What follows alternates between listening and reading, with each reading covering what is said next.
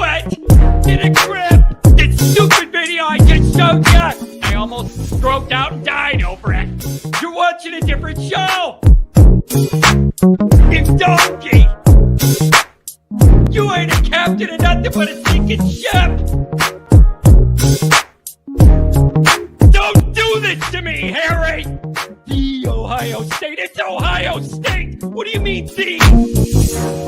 312-988-15. Hello? You tell Johnny all you've heard and seen. Sometimes it's good to just yell about football. That's right. That's right. Welcome in. Welcome back, folks. Really interesting day of football. And when I say interesting, I mean like a really interesting Notre Dame game against a really horrible opponent. But Pat, when you look around the country, there was a lot going on in Notre Dame land. How about this? Callers, I'm coming right to you. Pat, there was a lot going on in Notre Dame land and around the country. Whoa, buddy. Great day for Notre Dame. Great day for Notre Dame football. Truly. All around. Truly. Yep. If you're, the two teams that you needed to have lost, so that was fantastic to see Georgia go down. I tell you what, that pass rush on Ole Miss was dynamite. I could not believe that. I don't know how Kelly got away with that one. And then, obviously Notre Dame just whipped Florida State. And I'll tell you what, John, the start of this game, I thought Notre Dame looked terrible. Yeah, little sleepy coming out of the break. Oh man. They couldn't. The Yeah. offensive line just played awful. Yeah. And Riley was not sharp, but you still won the game 52-3. So Florida State is bad. They're really bad. Wow. It felt to me, okay. So first of all, you got Georgia with the loss. You got Miami with the loss too, which is awesome. Now here's the deal. Indiana held on against Michigan, but they did not destroy them by 45 points like they've been doing to everybody else. That's horrible. But they got Ohio State next week. So you're going to get some real answers on Indiana next week because you're going to have, they're playing Ohio State. So I got to tell you guys, what a great day for Notre Dame football. You got some people ahead of you that have lost. You piled it on, even though I don't feel like you played that sharp coming out of the bye, you piled it on. Listen, it tells me something when I don't think you played that sharp and you destroyed a team by this much. It also says they're really bad, but it says that you're pretty damn good when you don't play your sharpest coming out of the bye and then you blow these guys out like that. That's a good job. Callers, we're going to come to you. Yeah, it was something else to watch. Like it was one of the most boring football games you could watch because Florida State just could not do anything. When is the last time you remember Notre Dame did they have 8 or 9 sacks? Pat, it was at least 9 when I started watching Kelly to make fun of him. Pat, you and I could block better. Seriously, Pat. It looks like the fantasy camp where they let the fans play in Notre Dame uniforms. That's what their offensive line looks like, is the fantasy camp guys out there. It was unbelievable. And then I switched over to watching Kelly get embarrassed because it was just way more interesting than our game. Listen, you guys, I understand all of the logical arguments that say we should want Alabama to have lost this game. I'm not going to lie and tell you I wasn't sitting there with a smile all day seeing Kelly big game himself. And this would have been different, Pat, if it was at Alabama. The fact that it was in Death Valley and they just got smoked at home, that's a bad look. That's a bad look. I did watch BSPN this morning just because I was curious of the royal, we'll just call it butt kissing. They were going to give Kelly and that stadium and all that stuff. And they lived up to it. They built it up. I didn't watch the picks, but they built it up and I was like, oh my God. Yep. Kelly's gonna get smoked tonight. Look at this now. They just made it seem like he was God. You can't lose. He doesn't lose it. Oh God, they built it up. Play there, tough place to go. Now, Pat, look at this. This was the other game on the radar. Was Utah and BYU, and BYU is one of those teams that's ahead of us. So I'm in a really, really good mood here, and I am happy. Shamrock Jerry, I don't see you often. Good from Ireland. Good to see you, Shamrock Jerry. All the way. The internet's a wild thing, Pat. Connects us with a real Irishman all the way in Ireland. God bless you, my friend. Good to see you here. Let's do a couple super chats, and then I'm going to give it to the callers. Listen, you guys, really, really good It's a great day for Notre Dame, in my opinion. You got some movement in front of you of some teams that lost that probably shouldn't. You piled it on this horrible team and knocked the rust off the bye week, off the break. I didn't feel like we were that sharp. You destroyed them anyway. You got a bunch of other second, third stringers, some work. Beautiful, beautiful thing. Kelly got embarrassed. You're trending still in the right way. The only thing you could say, Pat, is a couple of injuries there that I don't like, right? That's the only thing I'm going to say with Howard Cross. And then you had another offensive line situation. There's a couple injuries there that I don't want to see. And you really can't. Knapp went back in. Knapp played again. So he was fine. Okay. So maybe I missed out when I started Kelly one. Cross has got a sprained ankle. They said he could have played again. Okay. We'll see. There's a lot more, but there was no point to put him in. Okay, let's do some super chats and then we're going to go to the calls. I want to know what you guys think. Yeah, Shamrock Jerry, it's just good to see you, man. I know you've done I've seen you on camera a little bit. God bless you, man. You're a riot, a true Irishman, Notre Dame fan all the way across the pond. Love to see you. $50 holler from Donnie White. Donnie, I can always count on you. You keep the phone lines going. $5 holler from Willie B. Hardigan. Personal question. I can't answer that. The pick six was a nice cherry on top. Blank FSU. That's how you play at home against trash. They are so bad at football, and this is what you do against a team that's so bad at football. I didn't feel like we played particularly sharp, and you were still able to do this. That's a good sign. And seeing what else happened around the country, it's a beautiful day to be a Notre Dame football fan. It's one of those Saturdays where things went your way. I love it. $50 holler from my main man, Martinez. Johnny, the beep man, the true voice of the people. I'm the voice of you, my main man. Tony, Homer TD, good to hear from you, buddy. Thanks for the $5 holler. Dr. John, he's been drinking the wine in the hot tub with the ladies. Hi, John and Pat. Too much wine to hazard a call. You got my number if you dare, but question for our friend in West Palm Beach. Was this a blowout or are we running up the score? Deep philosophical questions. Yeah, I don't know, man. You get a pick six, you got to kneel that down. You can't run that in. I don't know. It's Florida State. If that's somebody else. It's to hell with all that. I know. But if it's somebody else, maybe I have a thought of feeling bad. I don't feel bad piling on Florida State. I'm never going to feel bad Florida State. Get out of here. Go back to Florida. You suck. It is a different mindset right now with the way style points matter. I'm sorry. Yeah. I don't like running up the score either. Yeah. Style points matter. It's a new world. The deficit matters in that regard, in a lot of ways. It matters. You have to, especially with the schedule. When you're Notre Dame and you have this schedule where you have a bunch of soft opponents, you have to look like these people on the committee aren't watching this game. They're watching the LSU Alabama game, and so they're going to look back and say, "Oh, Notre Dame only beat." If they look back and say Notre Dame only beat Florida State, 27-3. Yeah, that doesn't look great. But when you look back and say, "Oh, they beat them 52-3," Notre Dame must have throttled them, which they did. And so they say, "Yeah, maybe Notre Dame they're throttling all these bad teams." I'm sorry, that's why it matters, and I appreciate that Marcus Freeman understands this aspect and is doing it. I don't like it either, and someday it's probably going to happen to Notre Dame.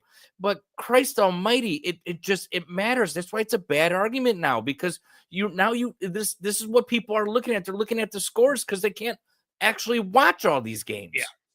Yeah. And you know what else cracks me up too? Al Golden is still LSU just scored with 11 seconds left. Oh man. Darn it. They're going to come back. You know what else too, Pat? Al Golden does it again where the defense looks like crap and gives up an early drive and then they shut it all down. I want to kick his ass. And it doesn't matter how bad the team is. We look horrible the first defensive drive and then we shut it all down. Every week. Can we have a week where they don't score on the first drive? Every week, man. It's amazing. It's like they just back off and see what the team wants to do, and then they adjust, and then they lock it all down after that. It's amazing. Yeah, exactly. It's so frustrating. Every time. I was sitting there, I was watching the first series with my daughter, and she goes, "Oh, Dad, Notre Dame's not doing too good." As they're going down the field, they kick the field goal. She's like, "Oh, are you upset?" I go, "No, they probably won't score again." And they didn't. Yeah, exactly. Omar, They don't. $2 holler. You happy tonight? Always looking handsome. Omar, I can always count on you to pump up my self-esteem, buddy. That you're a good friend for that. $2 holler. I'm happy tonight. Notre Dame won. A bunch of other teams lost, and Brian Kelly got embarrassed. I'm in a good mood. $5 holler for Brendan. LSU and Georgia losing helps Notre Dame, increases A&M's chances of the conference championship. Miami need to lose for a while now. Now, the interesting thing is, let's see where all these teams fall. Callers, I'm coming to you. You've heard that before. The interesting thing to see is where these teams are going to stack up now that they fell. Pat, let me ask you. Now that Georgia has 2 losses, where do they fall in these rankings? We all know they have mega talent, but where do they fall with 2 losses? Do you put them ahead of Notre Dame with 1? It's really interesting because now you have Alabama with 2 losses. You have Ole Miss with 2 losses. You have Georgia with 2 losses. You have Texas with 1 loss, and you have Texas A&M with 2 losses. Like the SEC they have to be sitting to themselves like, well, we'll take half of it, but they're not going to get half of it because you got a BYU, you got a Boise State, you got Indiana, you got Oregon, you got Notre Dame sitting out there. It's like there's not enough room for this. So you know what? I can actually see a 2-loss team playing an SEC championship game and losing, and they're going to be like, and they're going to get knocked out for an Alabama or an LSU or somebody like that, or a Texas A&M. Not LSU, but not LSU. But they're going to get knocked out for an Ole Miss or a Texas A&M, and they're going to turn around and say, "But we made it to the championship game. Doesn't that count?" How can you hold that against 3 losses? Yeah, it's how can you hold that against us? Yeah, it's going to be really interesting to see. $5 holler from Nikki Dean loves to be on the scene. We got revenge for 93, and some teams in front of us lost. Great day. That's the sentiment. That's the takeaway, you guys. Great day for Notre Dame. $5 holler from Ryan Elliott. Thanks a lot. Brandon Fry. Ooh, Irish fans doing the chop. Pat, multiple people text me that our fans were doing the chop in a sarcastic nature in the stadium. And I love that because everybody knows how much I hate that stupid thing. And I heard that their band wasn't there either. Learn a new song. When Notre Dame changed their stance on that, and they make them use their ticket allotment. They do that for everybody now. You got to use if you want to bring your band, you have to use your ticket allotment for it. Yeah. And $100 holler from my main man Martinez. Thanks a lot, buddy. Epic Johnny. There you go, brother. The best podcast in the land. Pat, you my boy, even though I don't agree with you. Goolsby, you're the man, bro.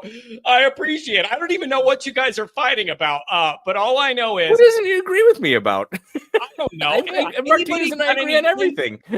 Jay Lehman says kindness matters. Yeah, kindness matters.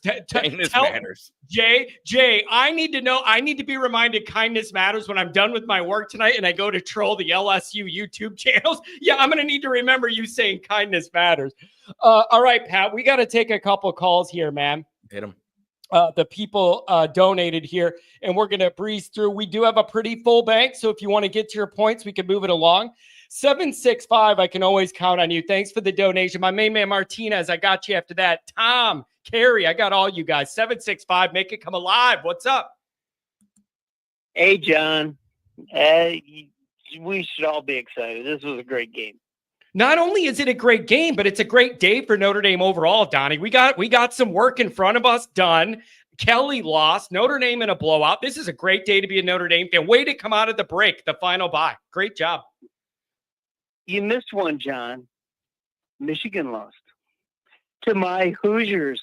I'm out of Indianapolis. My Hoosiers. Dude, they've been nothing forever. 10 games is the most they've ever won. Doing awesome. It's the most they've ever won in a regular season is 10. And, you could argue it would have been in our best interest if they lost to Michigan, so they would have a loss. But they're right in front of us, and then they got Ohio State next week, so we're really going to get a final answer on Indiana one way or another when they play when they play Ohio State next week. But good job by Notre Dame, man. I didn't feel like we played all that particularly sharp through the middle portion of the game, but you blew them out anyways. Good job. Great job. Hey, John, I got to say something, though. Pat is so muffled when he's talking. I don't know if you guys can clean that up or whatever, but he's really, really hard to hear on the phone. Yeah, sometimes I'm hard to hear for the people on the phone.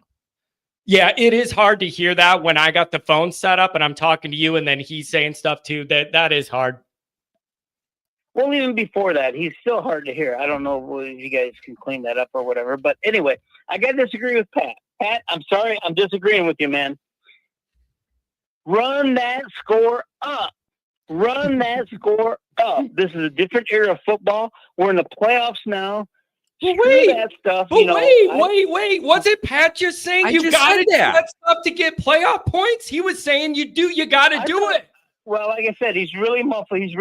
I thought he said, I don't like it either when they run the score. Well, he doesn't love it. I misunderstand. He doesn't. He did say he doesn't love it, but it's something you got to do in the modern era, especially if you're Notre Dame. You ain't getting any favors in this playoff thing. You got to prove yourself. Blow them out. Oh, exactly. I agree 100%, especially with the schedule we have. You're right with that, Pat. We have to run the score up on these teams. Yeah, absolutely. These guys can't watch all the games. They can't watch all the games. Yeah. And thank God sometimes they don't get to watch all the games. But, Notre Dame, I don't believe it was great revenge from 93. If Florida State was, they come out. And who in the hell preseason picked them number 10 in the country? Dude, they are like the marvel. It is unbelievable. Yeah, they went undefeated last year. They're 1-9 now. This is unbelievable. How can that program go that bad, that quick? And dude, I wanted them to be in the top 10 when we played them. I really, truly did. I wanted to get revenge from 93. Yeah. It's unfortunate, man. They are really, really bad. We thought this was going to be a November 9th playoff battle on the line for both teams, whatever, but they're bad. You need to take advantage. You did that. And it's just a really good, it's a good Saturday to be a Notre Dame fan. Like, you got some games to break ahead of you. You blew these guys out. They're a hated rival. Like, it's just a good day. I'm in a really, really good mood. I'm ecstatic. Did you watch a pregame show, John? No, I usually do not watch any pregame stuff at all. Turn it on right when the game starts. I'm mediated out. I don't do game day. I usually do other things around the house. Turn the games on right when they start. No pregame for me. Okay, well, when they were talking about Notre Dame's offense, is kind of lagging. Dude, are you kidding me? What are these? Man, these guys get paid big money to do this stuff and be on national television. And they're talking Notre Dame's offense. Dude, we put a 50 burger on them. Look at our last 4 games. So honestly, yeah, we are blowing people out. We are a good team. Yeah. Hey, Donnie. That was a terrible loss with NIU, and I hated it. But, man, you got them hiccups, and gosh, if they could go back and play them again today, it'd be like today. Yeah. Yeah. It's, and you know what else too? You're not dreaming that. It's not just how you feel. Through October, Notre Dame was the #1 point differential team in the entire country. So not only did they win all their games in the month, but they were blowing teams out. And some of it is, yes, some teams we played are not that great. But we kicked the crap out of them. So you're doing a really, really good job here. You just got to keep winning. And keep it going. Donnie, I'm ecstatic. It's a beautiful, beautiful thing. Anything else on your mind, my friend? One last thing, John. We got to clean up those stupid penalties. Was there twice we had personal fouls? Yeah, you got to clean. Both against Notre Dame? Come on, man. Freeman was going off on those guys, and he should. Even though I know they were backups. Still, we're Notre Dame. You got discipline. I just love the direction that Freeman's taken this team. He's a great coach. I don't care what anybody else says. I personally, this is my personal opinion, that and $4.95 you can buy a coffee at Starbucks. But Freeman's doing a great job. I love his recruiting. He's getting us there. This can't help. What do you have, like 36 recruits there tonight or something like that? Yeah, that's the other thing. This game? That's the other thing. I want to see how that all shakes out. Big recruiting weekend. You put on the show. It was the big night game thing. You did the whole circus and all that stuff. And it's just a winning weekend for Notre Dame. And if you could get a commitment or a flip on the way out, while these guys head home after tomorrow morning or whatever, that'd be even better. Just a winning weekend for Notre Dame. You can't ask for much more. Beautiful, beautiful thing. I got one last thing for you, John. We had our local priest over tonight watch the game with us. Oh boy. And we take shots after every Notre Dame score. Wow. He's like, no, he did too. And he's like, I'm done after this. Did he? Well, can you do a thing where you bless the shot and then it's holy water kind of, or like holy liquid? Can you manipulate the situation a little bit? Yeah, he just does a little sign of the crossover. You are now water. Yeah, it's sacred. It's sacred. And you can have them bless it or whatever, and then it's different. But that is a beautiful, beautiful thing to hear, man. You got to watch your language though around that guy. Yeah, after he left, some F-bombs were flying. I said, well, you can tell the priest left. Yeah. But anyway, he had to leave early because he's got 8 o'clock mass, and I got to go to that mass. Yeah, but he anyway, couldn't be hungover. He couldn't be hungover from the Notre Dame game. How about that? Dude, that's a church I want to go to where the priest is hungover because of the Notre Dame game the night before. But anyway, I told him about your show, and you said you were looking for a chaplain. And he goes, I'd be interested. Is there any way I could talk to this guy? Oh my God. I do. Yes. I would like to have a chaplain for this show. I will need one. I'm dead serious. I would like to talk to this guy for real. He's very interested in it. He said, but I got to know a little bit more about his show and everything. And I said, yeah, absolutely. I said, John will take the call, and absolutely we can talk. So be looking for that call, John. I'll text you and let you know, and we'll get that call done. And I love that. Go Thank Irish. you. Now it's forever. Oh, I love it. Thanks a lot, man. You're the best. That's a great story. I'm glad you shared that, man. Hey, thanks a lot, Donnie. You guys take care now. Have a good one tomorrow. Thanks, John. See you, Pat. Take care, buddy. Thanks for the donation. Drunk is saying, everybody go troll Ruffino. I've been doing it on Twitter all night already. It's hilarious. I'm nailing him, and I'm going right at him. He goes at me, and then I go at him, and that's the way it is. So I've been going at him on Twitter. Rick, the Texas A&M guy, $10 hour. Congrats to the Irish. Keep it up. Still open for a playoff rematch. Again, for those who don't know, Rick was here for he's an A&M fan, found us in the summer leading into our ball game with A&M, and he never left. And it means the world to me to have an A&M guy here all the time. It's a beautiful thing. My main man, Martinez, what's going on? I got Tom, you're coming up. Tony, everybody on hold. We're going to get to you. What's going on, my main man? Thanks for the donation, bro. Johnny, we're good. How are you doing? I'm in a great mood, man. Notre Dame blew these guys out. They're a hated rival, and I don't even think we played particularly sharp, and you lit them up, blew them out. Teams in front of us lost. Brian Kelly got punked at home. It's a beautiful, beautiful night in Notre Dame land, baby. No. It's a great week in America. I agree with you. I wish there was a better Florida State team to look better on our Dude, on our roster. why do you sound like you're 9 million feet away the last 2 times you've called? I don't know what you're doing different, but you sound really far away. Can you hear me now? That's 100% better. Thank you. Okay, because I got you on my speaker. I don't know my phone starts so I dropped it like 1,000 times. But can you hear me? Yeah, whatever you were doing a second ago was perfect. Okay, yeah, on speaker. Hey, is Goolsby gone? He's not gone, but he's not here tonight. I know he was in Illinois when we did that live show, and then he had to go back home. I don't know. I think he's home now, but not on the show. No, that's okay. I think it's a great win. A great win as far as continuing the momentum and moving forward and the recruits and all that stuff, man. I think it's amazing, really. The only thing, like I tell you, man, like you're going to run into a brick wall with that Oregon team. You know what I mean? Yeah, well, I mean, I'm not worrying about Oregon specifically. I'm worried about the rest of these games and getting in the tournament, and then we'll see what we're dealing with, right? Like, I can't worry about that. I can't even really think about that, who we might play in this and that. You just got to keep winning. I ain't worried about them yet. What do we got left? Virginia, Army, and who else? USC. Remember, you're going out to the Coliseum. Oh, yeah, we're going out to the Coliseum. Okay, well, like I tell you, I think it was a great win all the way around. I just think it was kind of like a highlighted scrimmage. You know what I mean? Like, yeah, they pulverize you dudes, man. They're really bad at football. They're really bad at football. And this is what you do against a team. Somebody's saying Utah took the lead again over BYU. This is what you do against a very, very bad team. No, it is. Hey, Johnny, you guys all wanted Ludwig. Ludwig got fired. He's not even there anymore, right? Yeah, they try to say that he resigned, but man, he's told that he got fired, man. Yeah, it's interesting to see that happen after all that went on. Hey, they had some good offenses for a while where they're beating USC 2 times a year. So I don't know, man.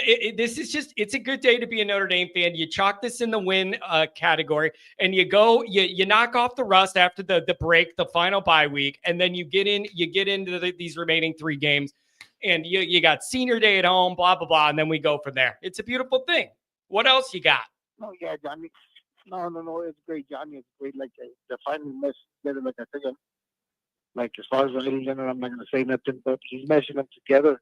His recruits, like I think, linebackers, Max Bowler, man, he's doing a fantastic job. Yep. You know what I mean? Like I tell you, Al Washington, I believe in that dude. Howard Cross went down, but they brought in another guy. But you know what I mean? So it's gonna be good, Johnny. And so, you know what I mean? Onward, I'll be there for Virginia, Johnny. Beautiful, man. Hey, thanks a lot for the donation and the call. I really appreciate it. Dude, he dropped off his phone was fine for like 2 months, and the last 2 times he's called, it sounds like he's calling from an old mine shaft. Yeah, I couldn't even hear I could barely understand but he donated a lot of money, so I feel bad, but I couldn't hear the guy. Dude, Pat, the whiskey and wine guys, I think they enjoy a lot of whiskey and wine while they're doing it. But I don't want to promote it because I don't want people to leave here and go watch them. Hysterical. He's going off. They're really mad. Baskin right now because they're really upset. Tom, what's going on? It is Chicago's very own Tom Frawley, and I know he's in a good mood. What's up? I am. I'll tell you what. So first of all, I got to say hello, everybody. Patrick, good to see you. Listen, I apologize for not being on the show Wednesday to give my, analysis of Florida State. I had a really, really busy week, but I knew this was going to be this kind of a game just because of the fact that coming off the bye, I just at home coming off the bye, it's their MO. So at the top of the show, when you talked about Al Golden's modus operandi, he lets them go down and then makes the adjustments. I'm going to tell you something that I saw that maybe other people might have picked up. It's the execution. Now, it's overall, it was pretty sloppy, but it got better and better. But when they execute, it's a pretty dangerous team. Yep. So now I take a plus. Mitchell Evans is back. That one catch that he, that was dropped. What a great effort on his fingertips. He's back. That's another bona fide weapon that we didn't have all season. Yep. So to have a tight end, then Mr. Greathouse came in, made 3 beautiful catches today, and Faison needs to pick it up. The way he spread the offense around, once he started to settle down, I just got a little bit irritated why they weren't running the ball with more regularity to the outside. They had the perimeter, because of the way Florida State was lined up. But you know what? That's just X's and O's bullshit. The way that they execute on both sides of the ball to make the big plays that they do, you can sense it's coming. It's going to happen, and they do it, whether they're playing a good team or a piss-poor team. I am so delighted that they are starting to gel at the right time. Who would have thought among us, after I walked out of Notre Dame Stadium the day they lost in Northern Illinois, that we would be in the driver's seat position that we are today? And we are in the driver's seat. With all this chaos that's going on. You're right. I mean, you got to look at it that way. Yeah. Yeah, you're absolutely right. You know and what I mean? It was just, that's why this was a good game to come out of this break with, because you knew you had some leeway, because you knew even if you were a little rusty that they were coming in there really bad and whatever, you could ease back into things. And I'm telling you, this is a really, really premier beneficial, good run up for Notre Dame here on the back end of this schedule. Like, there is no reason to lose. No question. There's no reason to lose a game now. You got to take each one of these seriously, though there's light at the end of the tunnel, and you are going, you're going in the right direction. You need to keep winning, man. Just keep on winning, baby. Here's the other thing. So this morning, I did watch College Game Day, and I watched a little bit of the Fox Big News show. And they're still not giving Notre Dame the respect going into this play today.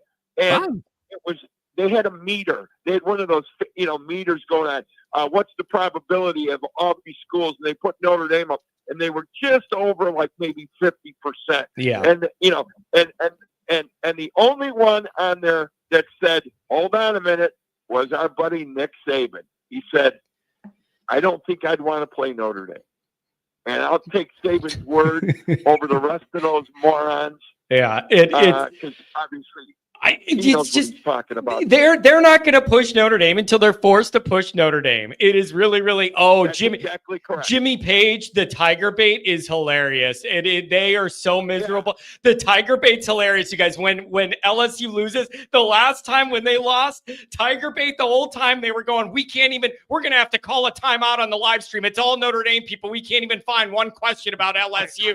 It was all the Notre Dame people, and they were impressed. Preston, with his awkwardly shaped face, was getting all upset, and they were trying not to be mad, but they're like, it's all Notre Dame people in here. We can't even find an LSU comment to respond to. It's hilarious, man. It's gonna be my hobby. It's gonna be my hobby the rest of the weekend is trolling all of those LSU channels. I cannot wait. I'll do you a deal. You take care of busting their chops. And I'm going to analyze our next opponent for you, and I'll have it ready to go Wednesday. But you know what? Don't overlook UVA. I said that to you 2 weeks ago. That's not a bad football team, and they don't match up. Or Notre Dame doesn't match up well with them. Yeah, that's what kind of scares me. Man, you gotta. They're like a 500 team, and you want to be like they're a 500 team. You know they don't have a ton of talent. There's no reason. And they dismantled Pitt today. They took care of Pitt. That's why they're on an. Look, all I'm saying is, it's going to be a closer. You know what I think it'll be like the Georgia Tech game. I think they're going to hang around for 2.5, maybe 3 quarters, and then Notre Dame will lay them out. But let me get through the analysis. I'll watch their tapes of it, especially in the Pitt game tonight. But to have them in this position, I'm so excited. Once they turn the corner against Louisville, which is turning out to be a pretty damn good football team. Yeah, they are. That adds to our resume. It really does. And then when Georgia Tech laid the lumber on Miami today, I couldn't have been happier. And I hate both those teams. But Miami, fabulous. Yep. They have been an imposter all year. Yep. Yeah, they got a Heisman Trophy quarterback. Yep, they've been begging. They have been begging for a loss, and nobody's been able to close the deal. They've been losing in the fourth quarter multiple times, and nobody's been able to close the deal. It's about time. Now the question is, Tom, they were so highly ranked. I'm interested to see how far they'll drop now with this loss. I'm very interested to see. Well, you know what? And here's the thing: the national media and everybody else. Who's voting on the college football poll? Well, what do you mean? You mean that the committee is the AP and the coaches poll has nothing to do with the rankings. That's that committee that comes out every Tuesday. Who's doing the college football poll? The one that counts. Well, is that a committee? The playoff committee does that. That 13 group committee. Yeah. Okay. All right. So for some reason, and this has been going on ever since Miami started to be mediocre. Since their last championship runs, every year that they've had a team that was, this is the year that Miami's coming back. They got loads of talent, and the media just absolutely loves them. Yeah, they do. Over them, yep. And they want them to be so good. You know what? Let them win the rest of their games. Let's catch those sons of bitches in the playoffs and drop a beating on them. I like it. I would love to see the defense smash that team because they would. Yeah. They don't match up well with the Irish. Yeah, it's going to So be. I want whoever we get, to see where they're ranked. there's blood in the water, John. Yeah. I smell blood in the water. Oh. I really do. I think this team is at the point, and we got to take our hats off to the offensive coordinators, and like Martinez said before, Al Washington, Joe, the coaching staff that has helped Marcus Freeman kind of come out of his shell. He's a different human being. He's a different coach this year. And every week he's getting better. And you know me, I was not a Marcus Freeman fan. Well, that man, he's starting to turn my head because of the fact. Look at the recruit, the talent. How about talent? This kid comes off the bench. I realize he's, third or fourth string, but that kid he was a 4-star athlete. Yeah. And he will start before he leaves at Notre Dame at free safety. That's what they have on the bench. They have not had this since the late 80s and early 90s. That's what's so exciting. Well, there you go, man. Let's just keep on winning and get ready and get serious for this one. Watch some of that film and then give me a call back on the morning show and share it with the class, will you? All right, guys. God bless. Go Irish. Take care of yourselves. I will talk to you and have a great week. Have a good one. Enjoy yourself, man. That guy loves himself some Notre Dame. $5 outlet from the prime time. Where does an undefeated ND rank? I don't know. What, third? They really couldn't hold them back if they kept winning. How much can you hold them back? They would be behind Oregon, and then if you're undefeated and you're Notre Dame, you're going to be what, 2 or 3? Yeah, you'd be like, but I could see him putting Ohio State up 1. I could see him, but yeah, they probably with the loss. Yeah. Either way, you'd be in a good remember. But you know what they're also going to have in their head is they, even if they put Notre Dame in the top 4, they know Notre Dame can't be in the top 4. That's a good point. So there's no reason for them really to. I mean, they will if they truly think Notre Dame is the best team, but there's no real reason for them to do it. That's a really, really good point. How that would all how that would shape out. Tony, what's going on, buddy? Notre Dame wins again, and a bunch of other teams lost. It's a good day to be an Irishman, Tony. Hi, Pat. Hi, John. What's great night, great win, and everything that's going around us is also good. So, good win. Yep. And I have to agree with Tom. We're heading in the right direction, and all's good. All's good in ND land. Everything's good in Notre Dame land, baby. I enjoyed not only our outcome, but a lot of the other ones around the country worked out in Notre Dame's favor. You're trending up in November, playing football that matters. That is all you could ever ask for, is being in playoff position where every game matters to end the year. And you're in a November to remember playoff race, and I love it. Absolutely. November is the month that matters, and here we are. Yep, it's just a beautiful thing, man. Rare are these days where Notre Dame blows somebody out and it's low stress, and then around the country you get a bunch of other results that you can enjoy too. And it's one of those days, and I'm soaking it in, and I'm thrilled, and I enjoy the hell out of it. I've said this many times down in Penn Stater, but on the broadcast tonight, I got a little disappointed with Todd Blackledge, who is a Penn Stater, and it just got the feeling that he was against the Irish, and but now he has to eat his words. God bless America. Yep, everybody's you gotta eat your words, and I'm telling you, these talking heads and everything, these people that are in bed with these conferences and these TV deals, they're not going to give Notre Dame a lot of credit until they're forced to give Notre Dame the credit. And so they'll rank them where they got to rank them or whatever. But we're just not going to get a ton of credit. You just need to put your head down and keep winning and check weeks off the calendar. Just keep winning. Absolutely. The Northern Illinois game was a real downer, but here we are 7 or 8 weeks later, and we're moving on, and God bless the Irish, and God bless Coach Freeman. Appreciate that. That's for sure, Tony. Hey, thanks for giving me a call, man. Go Irish. We keep rolling. Go Irish, Johnny. Thank you. Have a good one, buddy. Take care now. Oh, I love the Irish faithful on a Saturday night, man. People are having a good time tonight. After a win like that, hell yeah, absolutely. Oh yeah, people are definitely celebrating here. Let's keep it moving. I like the flow here. 317. Thanks for the donation, everybody. If you're on hold, I'm going to get to you. 469 next. 815-215. You're all coming up. 317. What's up? Yes, right. That's right. Hey, I'm in a good mood. Nothing's bringing me down tonight. Kelly got punked at home. Teams in front of us lost. We kicked the crap out of somebody. My blood pressure's in the non-stroke range. What's there to not be pleased about? Well, I lost my parlay, brother John. I lost my parlay. Oh, Had us up had us up. Parlay was 9.5 in the first quarter.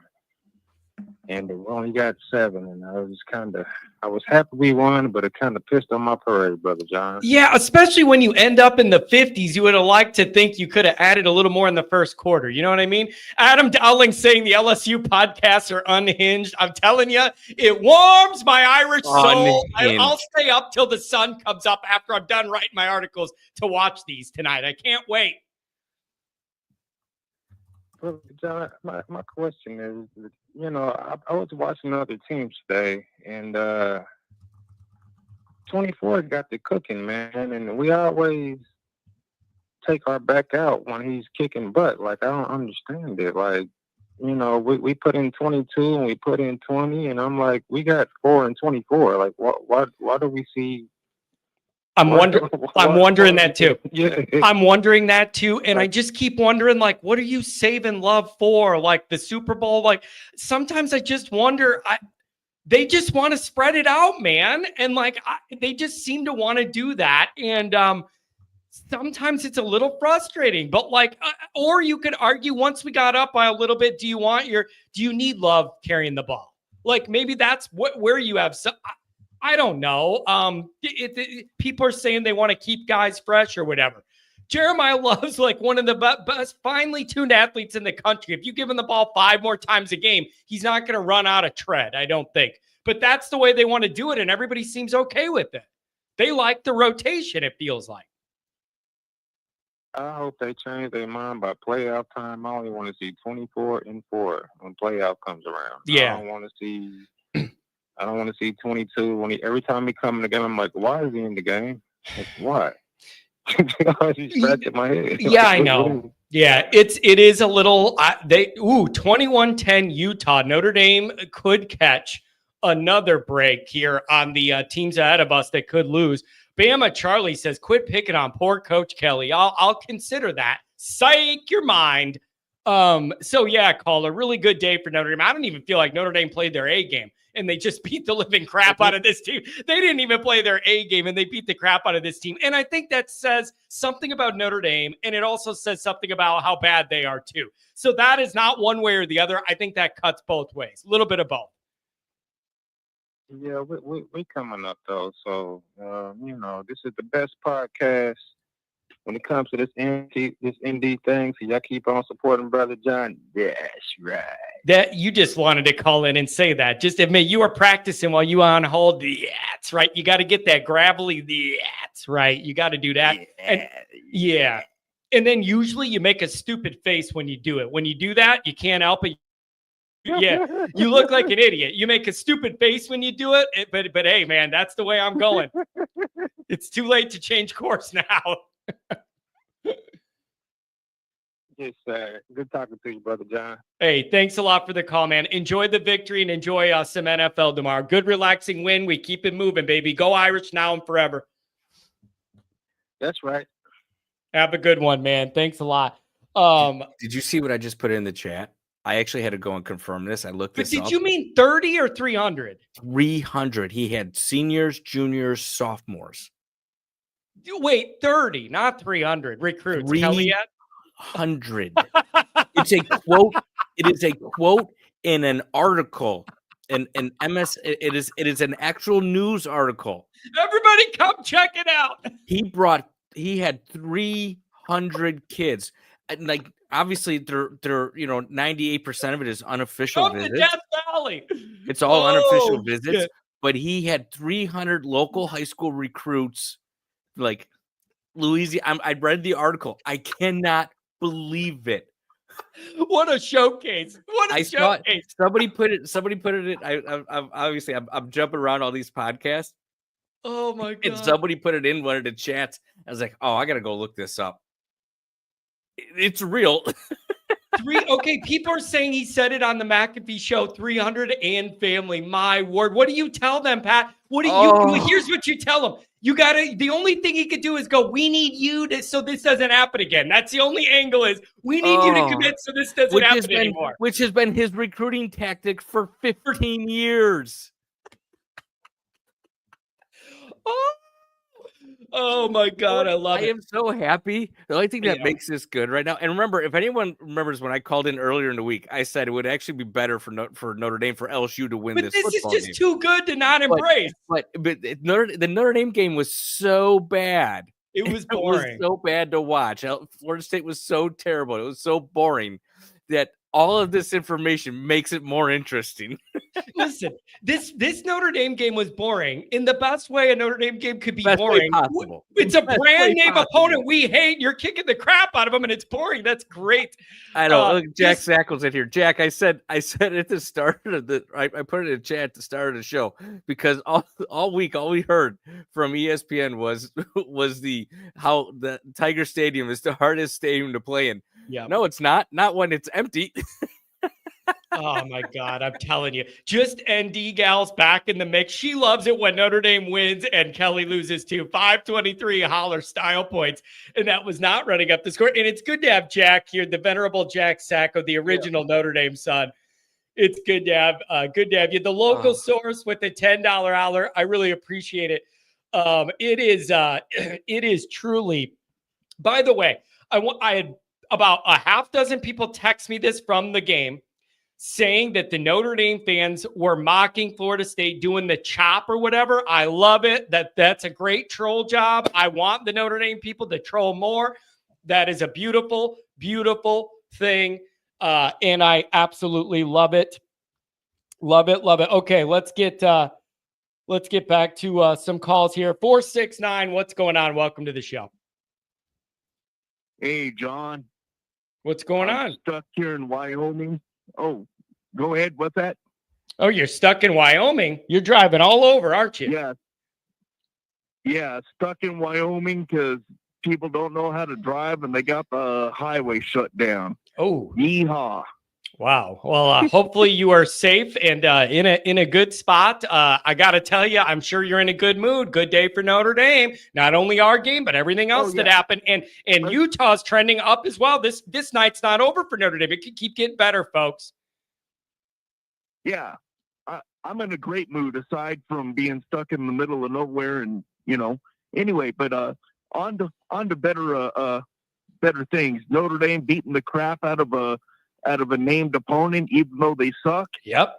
Yeah, it's a great day. And anytime you're playing a schedule where, you got a bunch of teams that really aren't, moving the needle, the best thing you can do is just go out every week and look like you're one of the best teams in the country because the teams you're playing don't have a chance. Yeah, it is. I'm telling you, man, Notre Dame is really, what they've done since week 2 is really, the more they keep winning, the more impressed I am of them having the resolve to come back together and just keep winning and then fight through the injuries and just keep winning. And now winning is their default setting, man. Another week and you just find a way to win. They're doing a good job, man. It's a hell of a comeback for week 2. And I'll tell you what, if you really, somebody looks at, the way teams are playing, you look at it objectively, I don't know that you can really point to another team that's playing as well as Notre Dame is right now, aside from maybe Oregon, but yeah. I mean, okay. Definitely look like a top 5 team. Let me ask you this.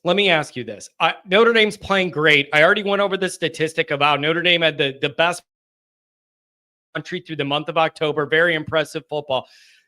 do you consider at all that we're not playing the best, stiffest competition in the middle part of this schedule?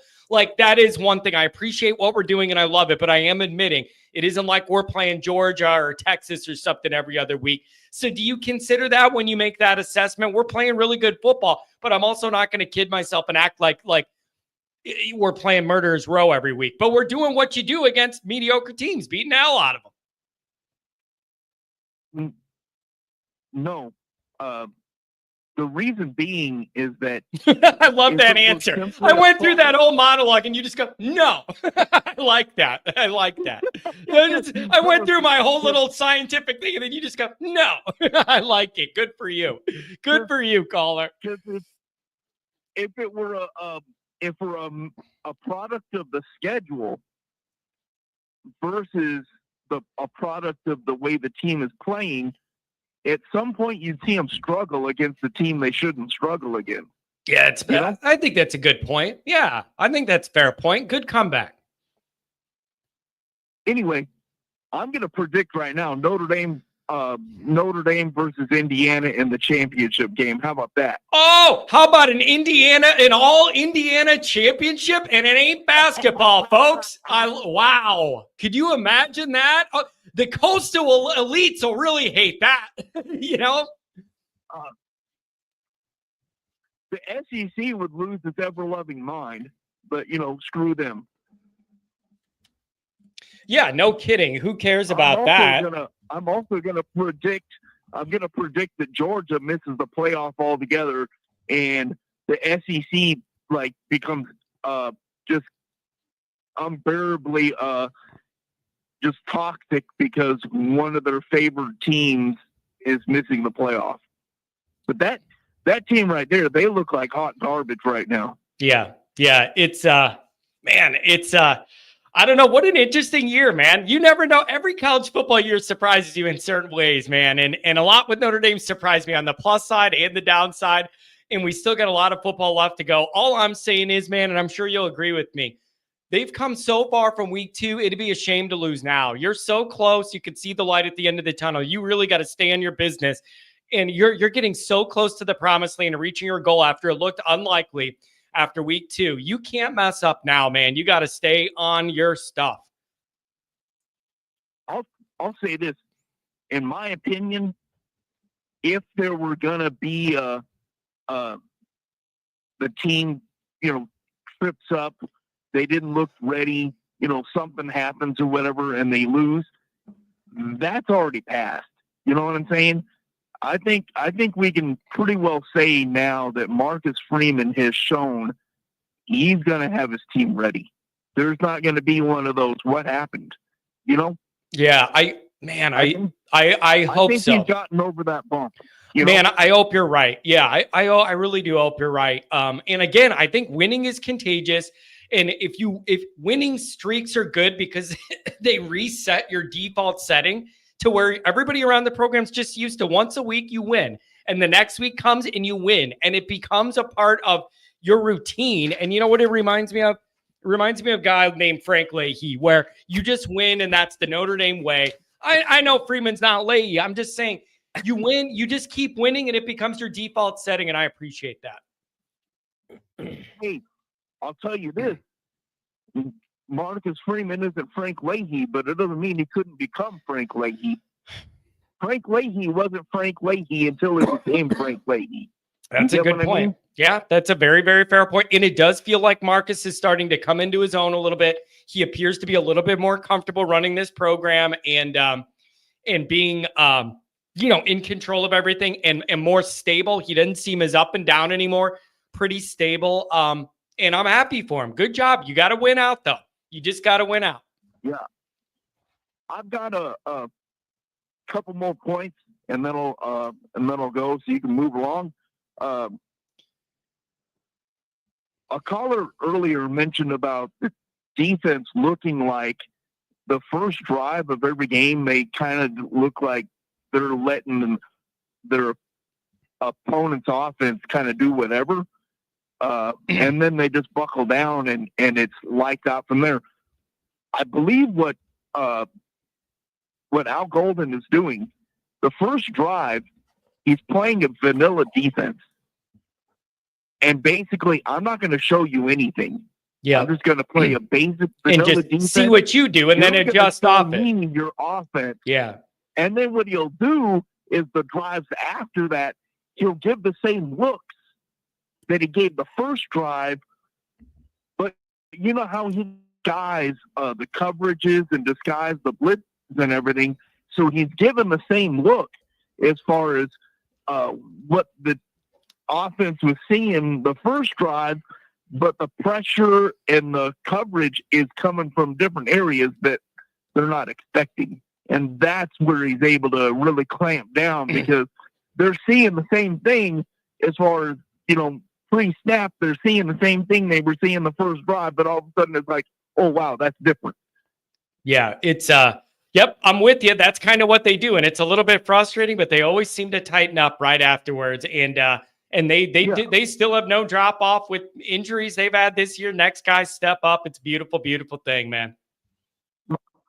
My last point is Brian Kelly's not lasting through the season. I predicted that before, and you're telling me no, he'll be fine. I'm telling you, 42-13 at home. Hell no. That LSU fan base is gonna run his sorry politician butt out of town and say good riddance. I love it.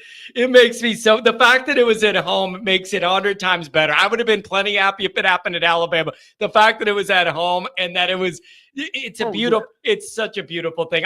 That's gonna be my day tomorrow. Is just enjoying all of their media.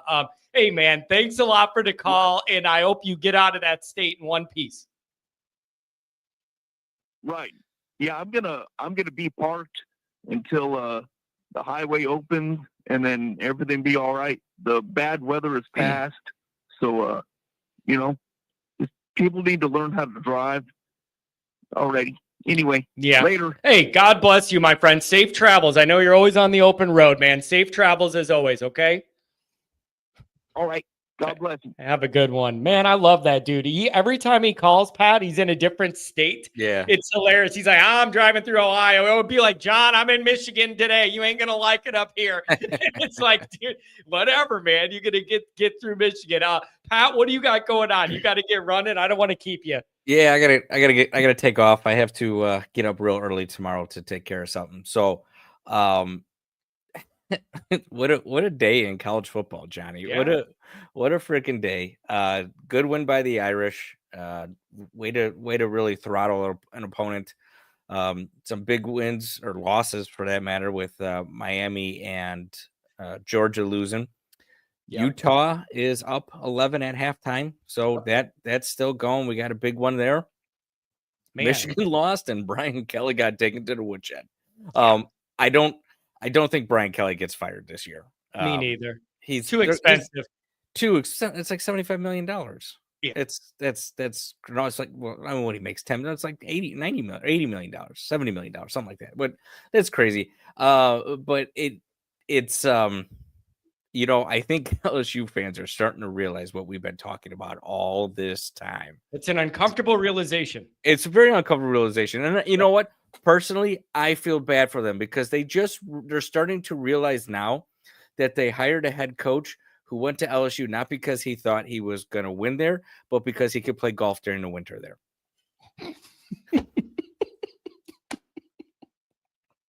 I didn't know where that was headed, and you were all serious about it. That's beautiful. You got to play where you can go year round, man. That's what he did. He went down there because he could play golf year round down there. So it's. Oh, that's so beautiful, man. Hey, Pat, thanks a lot for being here, buddy. Have a good rest of the show. Hey, enjoy going to sleep watching the LSU media continue. No, I'm probably gonna watch the rest of this Utah game as I fall asleep. I had a good nap during the third quarter of the Notre Dame game, so I'll probably be up a little bit later than I wanted to be. Oh, that's beautiful. All right, Pat. Hey, tell the wife and the kids I said hi. Okay, have a good day tomorrow. Have a good rest of the show, buddy. Night, yeah, everyone. Later, buddy. Angela, good to see you in here. The Philly special was at the game with the $2 holler. Just keep winning, baby. Find a way. Notre Dame's kicking the crap out of people. Oh, poor Brian Kelly. 815, what's going on? Johnny, how's it going? I'm in a good mood, man. And you know me, like I'm not always in the best mood. I'm easily agitated. I'm always annoyed. But I got to tell you, it's a good day in Notre Dame land. We don't get many of them, so I'm gonna rejoice today. Yeah, exactly.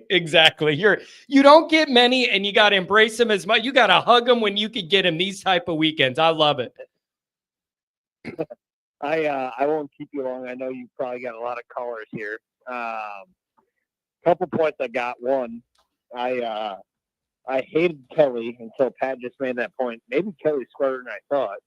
He does get to golf year round, so maybe he did make the right move there, huh? I'm telling you, the guy, I never claimed he wasn't smart. I've claimed a lot of things about Brian Kelly, but I've never claimed he isn't smart. He's always looking out for his interests first and foremost. And a lot of money and a lot of profile and a lot of golf is what the guy wants. He's got it. As long as he's a scratch golfer, I support whatever he's doing. Yeah, right. And you know what I've always said forever? You know what I've always said? I don't want my active ed coach to be a good golfer. If you're a good golfer and you're an active ed coach, you are golfing too much because it should take a lot of time and practice to be that good. That's what I want my retired baseball manager to be, a scratch golfer, not my active football coach. Yes, 100%. You guys keep bringing up the this is payback for 93. Unfortunately, I was not. I don't think I was around for that one. What year was it that we lost to them on that bullshit pick penalty that we got? 2014. The end zone. I believe that was 2014. And we were in position to win that game, and they called that BS. And I believe Pat and his brothers drove all the way down there for that one too. What a nightmare. That was 2014. I can't believe, dude, it does not feel like that nightmare was 10 years ago, but I guess here we are. Jesus. Yep. And this is my revenge game for that. As a 30-year-old, which I feel old saying that, but as a 30-year-old, this is my revenge game because that one hurt. Yeah. Take what you can. Jack Sacco says several members of Brian Kelly's family left the stadium at halftime. Oh, Jack, it's a beautiful thing watching that guy fail. It's so anyways, man, I don't even feel like Notre Dame played their A game today. I felt like they were a little sluggish, honestly, coming out of the bye week, but you still blew them out because they're just that bad. And Notre Dame's at a point where they're good enough. They don't have to play their A game to beat everybody that they play. It's beautiful. As I was watching the game, a few things I feel like stuck out. One, I feel like we had 4 or 5 drops that were should have been catches, first downs, whatever the case was. Yeah. Just big drops. I noticed that too. I noticed that too. It was enough that you noticed it enough to complain about it, you know? Yes. Yeah. There was too many drops. Riley Mills played a hell of a game. And then I know this matters 0% for this year, but Kennedy Urlacher looks like he could be a stud, and that's just a Bears fan in me paying attention to that, but he looks like he could be great. Yeah, the evaluations on that are pretty good because he was not a highly recruited dude. Notre Dame identified him early. They liked his skill set and all that, and I know they liked the genes. That seems like a really good evaluation. And I have a question for you. You earlier said you don't want to talk about it, but I'm still going to ask it because I'm a pain in the ass.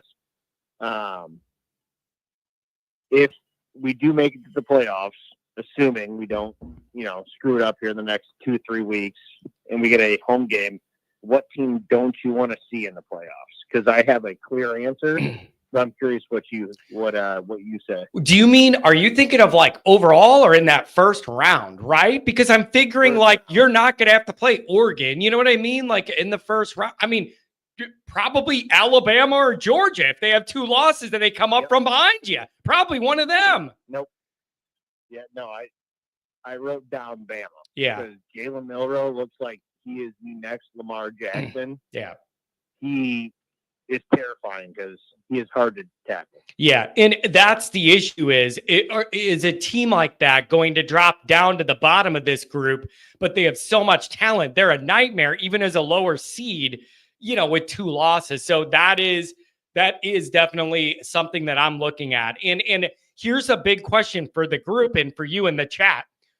Where does Georgia drop to with 2 losses? Now, everybody knows how much talent they have on the roster, but they got 2 losses. Do they drop below Notre Dame? Or does the committee go, I know they got 2 losses, but they're still better than Notre Dame in a head-to-head matchup?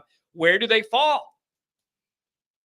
You know how this shit works. FSU is going to get biased. They're going to stay above us. I think interesting. Even if we win out, no matter what, we're going to get the 7 or 8 seed at best. Well, so, okay, but a 7 and 8 still means you're hosting, and it's Santa Claus is coming to town for a home game. You know what I mean? Well, yes. No, what I'm saying is Georgia's not coming to us. I think they're going to be ahead of us, even if with 2 losses. It's going to be really, really interesting to see how they decide to kind of parse that out. And I want as much chaos around us and ahead of us as can be while we just keep on winning. It's a beautiful thing. It's just like I feel like we're driving through the neighborhood in a perfectly good car and everything else is on fire. That's what it feels like tonight. It's a good feeling. You want to hear a hot take here? Oh, yeah. Yeah, I want Indiana. And the reason is, if we lose, could Signetti be the next coach of Notre Dame if Marcus Freeman fails? Oh, that's really, really interesting. That's really interesting. Well, the other question is, at what point does Marcus Freeman get an extension? If they make the playoff here, this could be a situation where they extend him. I don't know. I feel like we have to win the first round to get an extension, right?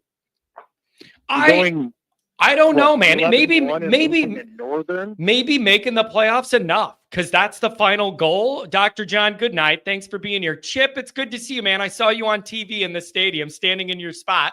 It's always good to see Chip standing there. Him and Cam. I saw you guys, so it's always good to see a Chip, even if it's on TV. I don't know, man. I think he might get an extension here just for making the playoff. That's the final goal. I don't know. That can't be. I mean, you might be right, but if that's the mindset here, we have a problem. If making the playoffs with BYU, Boise State is the bar that we're giving them extensions an issue. Like, I feel like we have to make a run here. Yeah, well, it's going to be, I don't know, man. A part of me thinks that if he makes this run, the run could be not losing since week 2 and making the playoff and getting from the playoff committee or whatever. Maybe that's the run they need. I don't know. And don't get me wrong, I'm a Freeman guy. I think Freeman's a great recruiter. I think he's a motivator. I don't know how much he is. He's not saving, obviously. I've always called him best looking coach in the NCAA, but I just think we got to make a run here. Well, I think that's what they're trying to do. And if you could get a favorable a home game in round 1 and a favorable matchup, that's about as good as you could ask for. So this is going to be really, really interesting. I mean, I am seeing the light at the end of the tunnel here, and it's causing me a little anxiety. I do not want to get too far ahead of myself, but this is shaping up beautiful for Notre Dame. But they got to do the right things the remaining 3 games and not take anything for granted. All right, but give me your answer. What's the one team you don't want to see? Let's hear it. First round. The first round, probably Georgia or Alabama. I don't want to mess with either one of those teams as like a bottom. No. Give me anybody else other than those 2. Yep, 100%. I wrote down Bama, but yeah, I honestly I'd rather play Georgia than Bama somehow. Yeah, it's just. That's not the matchup you expect when you're a higher seed and you're hosting, is to have a team with that much talent coming to your place. So we're just going to have to see how it checks out, man. There's a lot of football left, but it would be rough to be a home seed and catch one of those talented rosters, but that's the way it might go. That's Notre Dame's luck, so I wouldn't be surprised. Yeah, but we'll see what happens. There's going to be a lot more chaos in that SEC, man. Hey, thanks for giving me a call. Enjoy the football. Maybe the Bears can win tomorrow, huh? Yeah, let's pray. Yeah, we'll see. Hey, they better, because I got news for you. They got all of their divisional games coming up. They have the toughest schedule in the NFL left. They haven't played any divisional games, and all the teams in the division are decent. It's a rough road. I just told my coworkers this week, if the Bears don't win tomorrow, we might not win another game all year. We'll have a top 5 pick. It's going to be rough. It's going to be rough. Hey, man, thanks for the call. Enjoy the rest of your weekend. Have a good one, John. Take care, buddy. Thanks for the call. Appreciate it. 574, what's going on? Trying to blow through these calls. What's up, 574-352? What do you want to do? John? Yes. John? Yes. John, you have a delay. I'm calling from a different area code. What's going on? So my husband kicked me out of the house again. Oh, man. What? You don't recognize my voice. That's okay. It's whatever. So my husband gets home from work, and I had already been drinking and watching the game. He's like, oh, you got to give Dr. John a shout out. I'm like, I'm not a cougar. I'd be more like a kitten. No, Dr. John deserves a shout out. Maybe you could join him in one of his hot tubs, man. He's always looking for a new lady to add to the mix. How many frequent flyer miles does he really have? He's all over the map. I can never keep track of him. He is all over the map. I never know what state he's in. I never know what girlfriend he's with. It's amazing. Sometimes it's clearer than others. I heard Martinez. Martinez was clear as day. And then you had the caller that was talking about like a $5 Starbucks drink. What kind of mocha frappa, whatever was that? I don't know. Why can you not just drink it straight black or with creamer? That's what I'm telling you, because I ain't going to no Macaraka latte. And you know what else? I read an article that Starbucks is trying to cut down on that because it takes too much of their time, that it actually loses them money. Even if they charge people for it, the extra time it takes to make all of those stuck-up suburban soccer moms drinks with 20 different things in it, it's not worth their time, and they're trying to cut back. So I'm winning that debate. I'm halfway talking smack in the chat. If you read back later, not right now. We won't discuss Omar right now. But we should have been boycotting Starbucks a long time ago when 9/11 happened. Man, when they wouldn't give water to the firefighters. Listen, I'm just not that fancy. You what? I'm just not that fancy. I don't need Starbucks. I'm just not that fancy of a coffee drinker. I don't. I need Folgers or... Folgers? That's hilarious that you said, like my 98-year-old grandpa Folgers before he died. That's hilarious. The best part of waking up. On the door. Oh, Pete's Coffee. I love Pete's. Or Honduran. Honduran has some good coffee. I'm telling you what. Now, are you okay with Honduran coffee? I don't know what. Bring it to the tailgate, because I'll drink that. Okay, it's got to be better than a hot dog with sauerkraut for you, right? Yeah, I'm not gonna eat no sauerkraut. I don't know even what that is. I'm not eating no sauerkraut. Why can't I have regular kraut? Okay. What is it got to be sour? Why can't I have regular kraut? I don't even know what that is. Regular kraut would be called cabbage, son. Even though I'm Irish, I ain't eating that.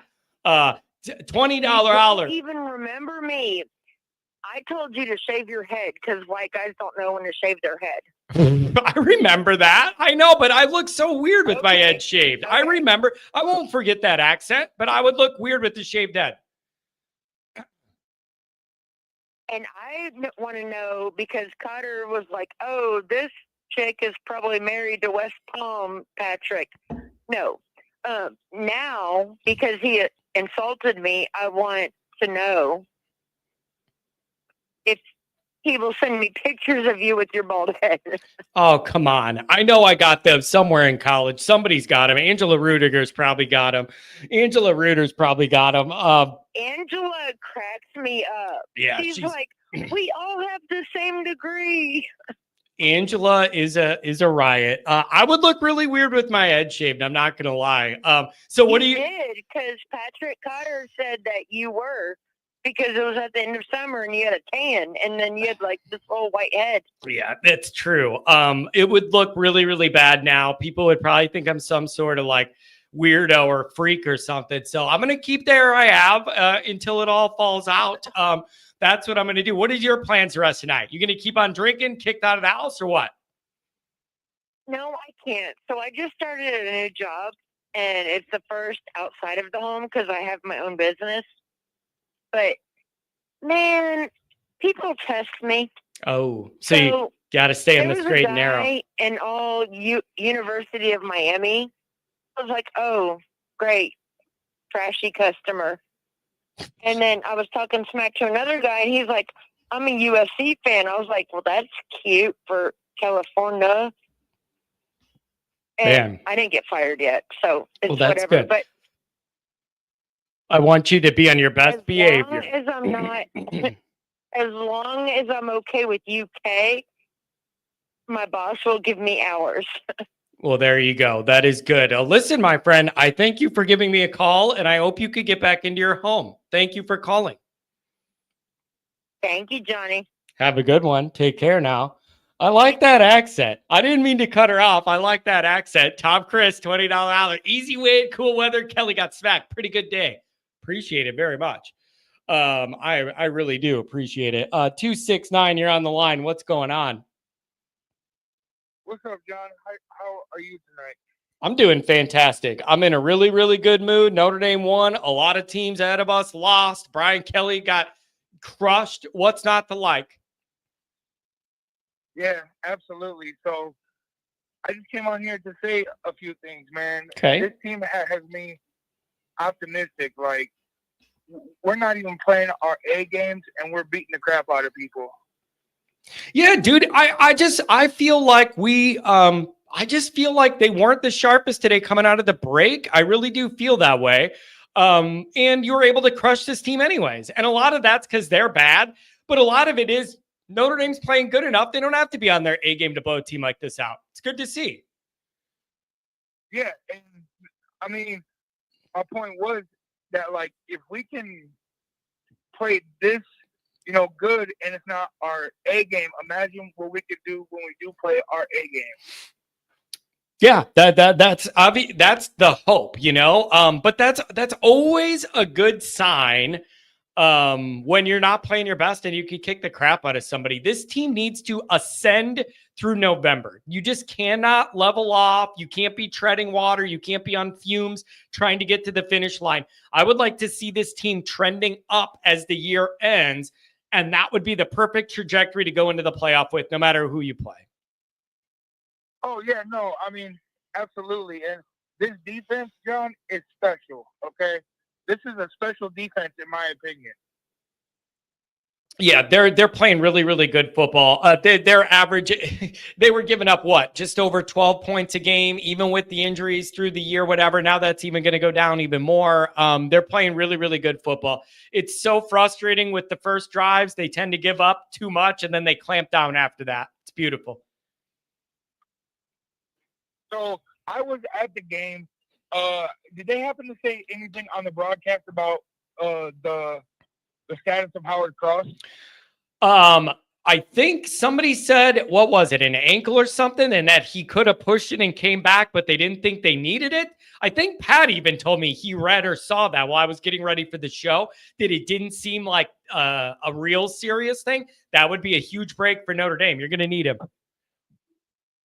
Yep, absolutely. And then my final thing is, man, look, people hate on Riley, but at the end of the day, Riley is a playmaker, and Riley's legs is what keeps us being a good offense. Yeah, you're so right. His legs, especially in the early mid part of the season where the offensive line had all those injuries against Purdue, and you are breaking in those new guys, his legs kept this offense going because there would have been a lot of sacks and a lot of bad things happening.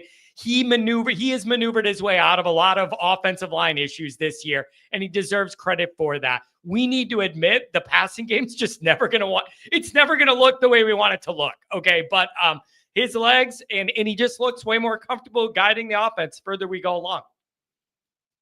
I mean, yeah. And if you see the plays he makes you feel like, man, that kid should have been sacked right there, and then he's turning a negative play into a 15-yard positive run, which is important when you're trying to win big playoff games. Yep. And it's all those extras, man. A pass play could turn into a run play, and it's all good. Like it's he deserves more credit for his maneuverability in the pocket and having a good feel of when to bail and everything else. The pass game's just never going to look the way we want it to look this year. Notre Dame's not going to win that way. You got to do other things well. Yeah. And last thing, man, I just want to say, man, Jadarian Price, that burst he has when he's coming through a hole is amazing, man. Yeah, it's man, that running back group is a joy to watch. They all seem comfortable with the rotation and sharing the touches and whatever, and they got it going on. And good for Dylan McCullough and his guys, man. They are the engine that keeps that offense going. Let's stay positive and let's finish out these next 3 games unbeaten. Let's continue to dominate, and I can almost guarantee we'll get a 5-8 because the SEC is going to continue tearing each other apart. Yeah, it's that's the way it looks, and a lot of those teams ahead of us have still got to play each other. They have tough games coming, and you just need to stay the course, and Notre Dame just needs to keep winning. Hey, thanks for the call, my friend. Appreciate it. Yep. Also, any team in the country can be beat, so that's another point I want to get across. Nobody looks too much better than anybody right now. It's another really, really good point. It doesn't seem like you have one of those teams that's just head and shoulders above everybody. It looks unbeatable. There seems to be more parity. I agree with you, man. Just keep winning, get in the tournament, and see where we fall. Thanks for taking my call, John. No problem, man. Have a good weekend. Thanks for making the call. Really appreciate it. Oh, boy. I'm scared to do it. 559, you're on the line. I don't know what we're going to get. Whoa. Whoa. What's up, John? How's it going, my friend? Oh, boy. 559. What turned me down? Nah, none at all, my boy. None at all. I had to give you a call real quick because, first of all, whoever called and talk about what's going to happen if Marcus Freeman leaves, and the first, we ain't letting him leave. That's first of all. Second of all, enjoy the moment, man. Why are you looking too far ahead? Just enjoy this moment that we're at right now. And as fans, we need to realize one thing, man. Nothing's guaranteed. We got injuries coming up, and we need to see how Cross is, and we need to worry about our own. Each and every week, 1 week at a time, 1 day at a time, next play, next life, period. Yeah. Stop looking ahead and stop all this and stop all that. Man, we're Notre Dame.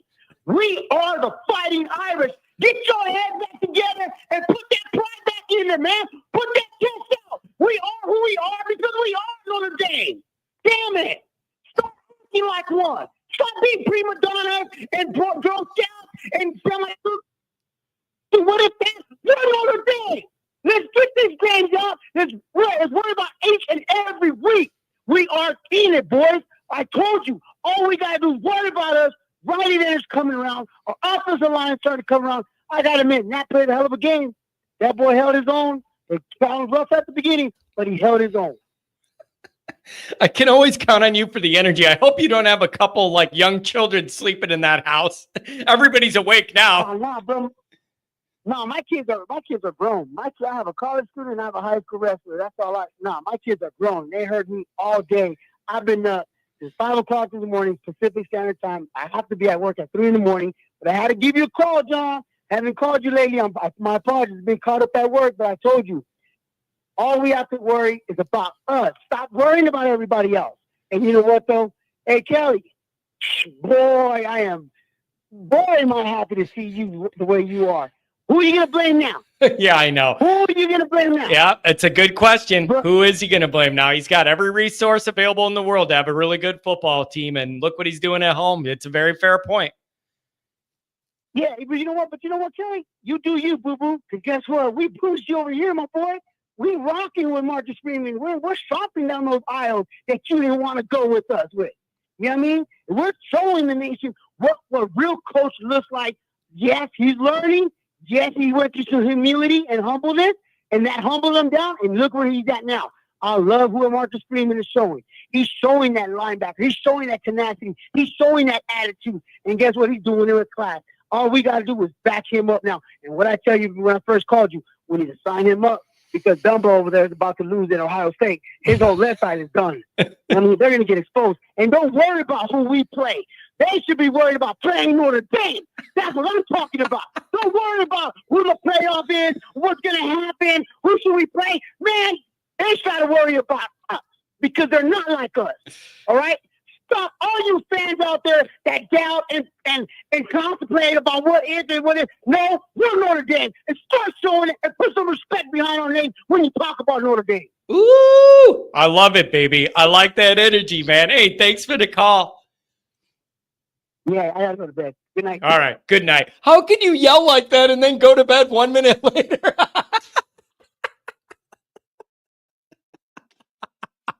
How can you yell like that and then be like, all right, I got to go to bed. And then 1 minute later, you can just fall asleep or what? I don't understand how in the hell you can even do that.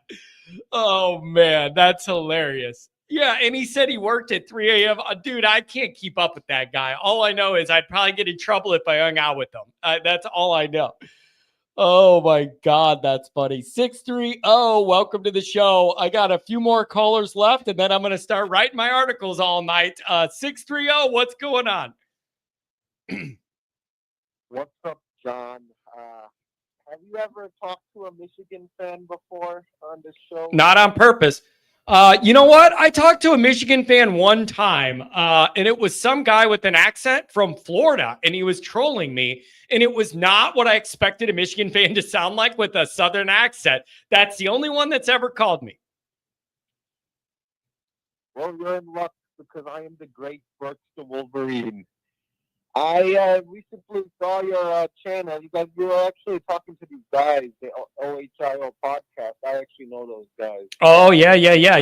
I've seen you in the chat. And Eric over there is a good dude, man. Even though he's an Ohio State guy, Eric's a good dude. Yeah, man. No, I'm pretty popular on the Michigan chats on YouTube, Voice of College Football, and people know who Brooks the Wolverine is. But I stumbled on your channel. I'm like, I need to find a Notre Dame guy, and I you were on the OHR podcast show, and I was like, man, I like this guy, John Kennedy. He's from the greater Chicago area, right? Yeah, I see your 630. You got to be from somewhere near the suburbs somewhere, right? 630. Yeah, I live in Glenelg, and I don't know if you know where that is, but it's near Schaumburg, kind of. Yeah, but, I live in the greater Chicago area, just like you. But so I'm just curious. Do you feel like I just want to know how happy are you with Marcus Freeman? Like, as a Michigan fan, I like Marcus Freeman, right? I don't hate Notre Dame. I don't hate their program. I just feel like I like Marcus Freeman better than Brian Kelly. Are you satisfied with Marcus Freeman right now, or not really? I'm just curious. Here's what I think. The winning streak they're on now, it's the best stretch of football Notre Dame's played under Marcus Freeman in his 3 years so far. So it's the longest winning streak, the most consistent level of play they've had in his whole tenure has been right now. That's a really, really good sign. And here's the one critique. If I had one critique is you got to stop losing these silly games you have no business losing. And if you could do that, the only other thing is I would like to see the recruiting be a little bit more consistent and not as choppy and up and down. That is one critique I'll have that I thought I wasn't going to have to worry about as much, is a little more consistent with some of the recruiting effort. But overall, I'm impressed with the comeback after week 2. That's same, man. I actually like Marcus Freeman because he's like a nicer guy, not a bully like Brian Kelly. You know, me being a Packers fan, right, from the greater Chicago area, unfortunately. Now, I cannot be a Bears fan. No way. But I have family in Milwaukee, Wisconsin, so that's why. But, there's stories of, like, my Packers head coach, Matt LaFleur. I don't know if you know this, but when Brian Kelly was on Central Michigan, man, he made him shovel snow. This was a story. Brian Kelly's known to be a jerk, and I'm actually glad you guys got a coach who, he even brought Joe Montana to Notre Dame, I think. And then, hey, man, LaFleur was at Notre Dame. He was under Brian Kelly at Notre Dame. So I like LaFleur. I'm not married to the Bears. I like seeing him succeed. He was an assistant at Notre Dame for a while. Yeah. Oh, I did not know that. Yeah. Yeah, he was. So it's really actually pretty good to see a guy like that rise right up and then be in charge of the Packers. I'm not a big Bears guy, just because all my emotions on Saturdays. So I got to ask you, man, what do you think is going to happen in the Big Ten? I won't bring up Michigan. I understand the situation you're in and everything. What do you think is going to happen in the Big Ten? How do you think the Big Ten is going to end up finishing this year? Is it just going to be Oregon and Ohio State again, or like what are we going to get at the top here? What do you think? I think it's going to be like Oregon and I honestly think Ohio State. Listen, Indiana, man, they did not play great today with Michigan, even though they beat Michigan. Yeah. They did not play good. I'm not going to lie. Yeah. And I literally think that Notre Dame, right now, of how they're looking, they can look like a Final Four team. You may not notice, but I know you're really you've seen a lot of heartbreaks with Notre Dame. And listen, I don't hate their program at all, right? I have my mom's best friend lives in South Bend. Many Michigan hockey games in South Bend. I'm going to the one in Wrigley Field. They're playing Michigan hockey. They're playing in Wrigley Field actually, January 6th, right? So I don't hate their program at all. But I think it's going to be like Oregon and Ohio State. I feel in the Final Four, and maybe I can see Notre Dame. Man, your program is actually taking a turn on. And I have one last question. Do you think that Marcus Freeman should get an extension if you guys make the playoffs? And even if you lose the first round, do you think that Marcus Freeman should get an extension? I wouldn't be surprised if it's already being talked about. But I think if they make the playoff, they're probably going to want to lock him in. And what I think it's about is less about the years and more about the buyout money to make it more difficult for somebody else to try and yank him away. He seems very happy at Notre Dame. I believe the buyout's only like $4 million right now, which is pocket change. If Florida wanted to fire their guy and go, we'll give you every resource in the world and you can recruit all the talent in the South or whatever. Like, I don't know. But I just think last year they were talking about an extension and we lost to Clemson and it cooled off. It wouldn't surprise me at all if he ends up with one at the end of this year. Cool, man. And last question, Cubs or White Sox fan? I am a White Sox fan, and I am miserable every minute. I am miserable every single minute of my existence because of it. Let me tell you. You're a Chicago Irish guy, aren't you?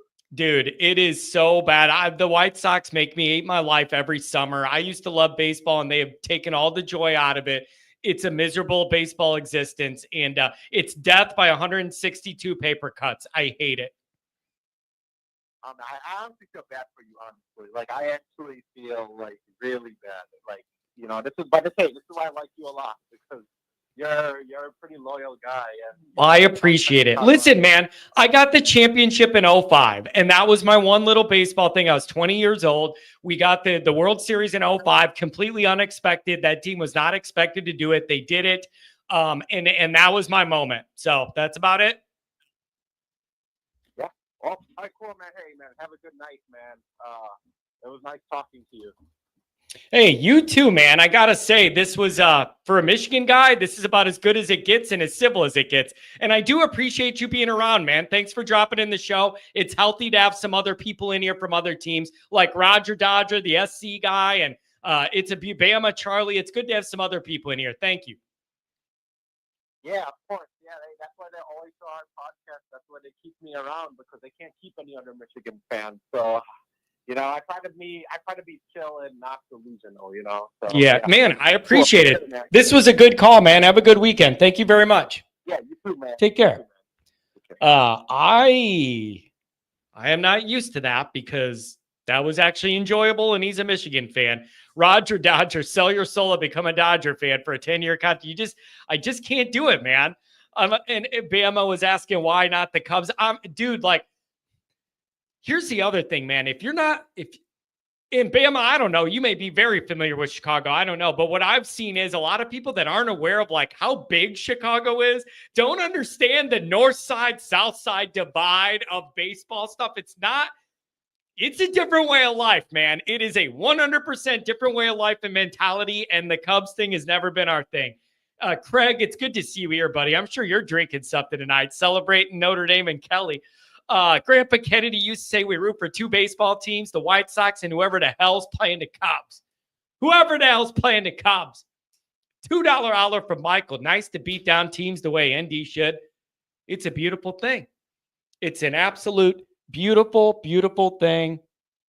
269-949 coming up. What's going on, 269? Yo. How you doing, John? I'm doing very well. Notre Dame's on a winning streak. That's making me happy. Teams I don't like are losing. Brian Kelly lost. There's a lot to like this weekend.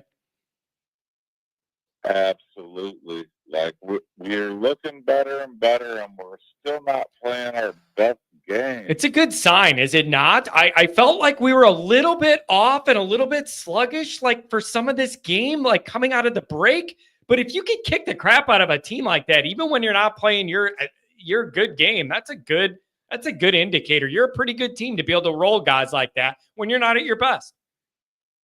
Yeah, that's what I'm saying.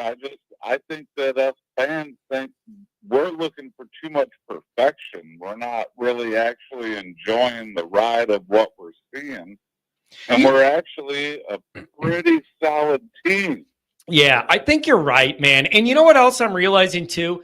When you look at like the teams that lost ahead of us today and you see the frustration and whatever, like you really do start to value these wins. And I knew some people were going to probably say we didn't play the best game, this week or whatever. It's better than being Miami. It's better than being Georgia. It's better than being LSU. Tonight anyways. Yeah, it's so, and here's what I want though, man.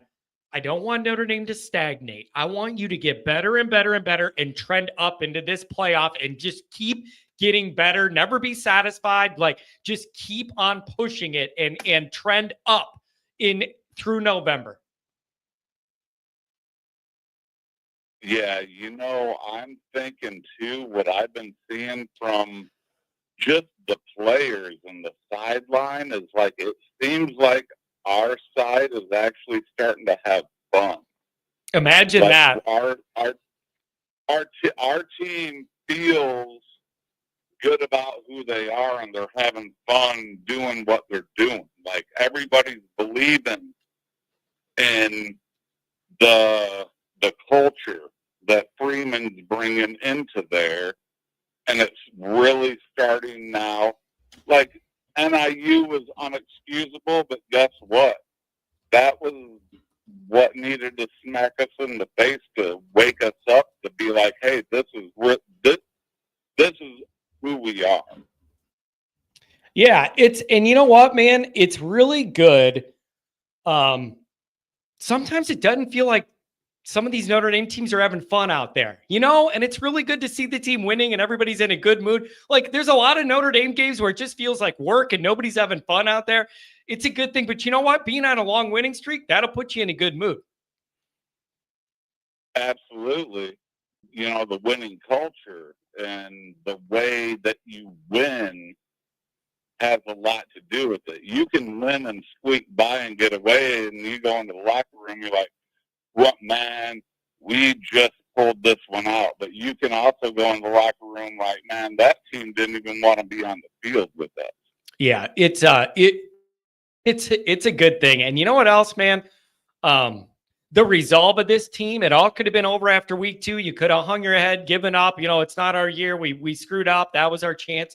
Nobody did that. They put their heads down. Their backs have been against the wall every week, and they just keep winning and getting a little bit better and gaining confidence. It's just a beautiful thing, man. They're doing everything you could ask after that nightmare week 2. They're doing everything you could ask since then. Everything. Everything. The coaches, the players, everybody. It just seems like you're seeing actually completely bought in Notre Dame team for one. Yeah, it's not a politician that's spouting out saying how good he thinks they are, but the coaching needs to be better because, we lost this game that we should have won. But we're actually seeing I think we're seeing the players taken over, and the coach is listening to the players a lot more than the coach is trying to force something down the players' throats that the players don't want to do. Yeah, and isn't that where you really feel like you're onto something with your team, is when there's player leadership and they dictate the culture and they take the lead and they set the expectation of play week in, week out. That's where I think you feel like you're really onto something, you know? Exactly, and that's where I think this culture. I think this is the culture that Marcus Freeman has been trying to build. Because when you're playing for your brothers, the guys in the trenches with you, that's sitting there, blood, sweat, and tears, putting the work in, and somebody's going to tell you that they worked harder than you, you can't let that happen. You always have to know that you worked harder than your competition in every aspect. And so it makes the job easier for you when you need to do it. Yep. I'm with you. Yep. I'm with you. And listen, this Notre Dame's trending in the right direction, and they have 3 winnable games left, a lot of chaos around them, in front of them. You're right where you want to be. And I'm just obsessed with staying in the team, staying in the moment and taking care of what's right in front of you 1 week at a time. You're in a really, really good spot right now. If you're Notre Dame, you just got to keep winning. Absolutely. We're starting to peak when we need to. Yep. And if we're really peaking when it gets into the playoff era, and we just keep doing what we're doing now, but we just take it in through the playoffs, I really think we have a great shot at making a run. I don't think there's any team out there on any given day, if we are going into a game like we went into the A&M game, where Freeman's pumping us up, and we know what's at stake. Yeah. And we go into these playoff games, and with that kind of mental fortitude, I think we can play with anybody. There isn't a team out there that necessarily, now, absolutely, any team out there could beat us, but I believe that we could beat any team out there too. Yeah, and you know what you kind of start thinking is, like, sometimes I have real anxiety about Notre Dame's offense at times, but I feel like if you're playing defense this good, where you're giving up 12 points a game, probably go down the average after this, good defense travels, and it travels into weather, and it travels against good teams. Like, I just feel like with a good defense, you can hang in there against pretty much anybody. Yeah, and they always say defense wins championships, and but the defense isn't the only thing that has to win championships. Yeah, it's man, and it could, if you could host a game in South Bend in late December with that defense, now you're cooking. That is Notre Dame's best. That is Notre Dame's best postseason path to really making a run. I think it starts hosting a cold weather game with that defense at home. It would be great. Absolutely, unless it's Indiana or Penn State, somebody that's kind of in our climate where we don't get that climate control. Yeah, advantage. Yeah, but like I want a Southern team. Yeah, give me a Southern team that doesn't want to be there. And it won't be November, by the way. It won't be a mild November night where it's 42 degrees. It should be a lot colder than that by Christmas. How ironic, though, would it be to have to play Alabama first round at Notre Dame and have to beat them to get into, quarterfinals, to where we have it, and maybe even make it into the championship game, but just having to get past that mental block of Alabama from 2012 that's been stuck in our heads. Like, once we get past that block of, we can hang with Alabama or Georgia, or we can beat them. We've already hung with them.